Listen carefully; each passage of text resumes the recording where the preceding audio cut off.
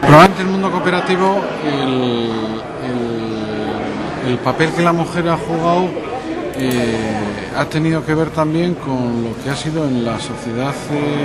occidental hasta momentos muy recientes, y yo creo que este es un buen momento para que la mujer ocupe el papel que le corresponde también al movimiento cooperativo. Como otros ámbitos de la sociedad, o como en otros ámbitos de la sociedad se están planteando políticas, digamos, de igualdad, yo creo que en el mundo cooperativo la justificación debiera ser infinitamente menor, si en algún ámbito necesita justificación, y la praxis debiera ser también mucho más rápida,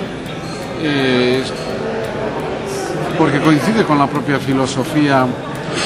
del movimiento cooperativo o del modelo cooperativo.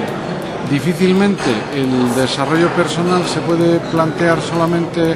para un grupo de personas, en este caso para mayoritariamente el sexo masculino, o difícilmente puedes hablar de desarrollo social si a una parte de la sociedad no la tienes incorporada al modelo. El propio modelo ofrece mecanismos absolutamente democráticos a todos los miembros, la igualdad en los procesos de participación, la igualdad en los procesos de decisión viene per se en el modelo. Luego, yo creo que tiene mucho más que ver con el acercamiento de la mujer al mundo económico empresarial en general y al mundo económico y al mundo cooperativo en particular, y luego a que las prácticas en muchos casos machistas que no se corresponden con el modelo, sino que son de alguna manera heredadas de otros entornos, desaparezcan simplemente con la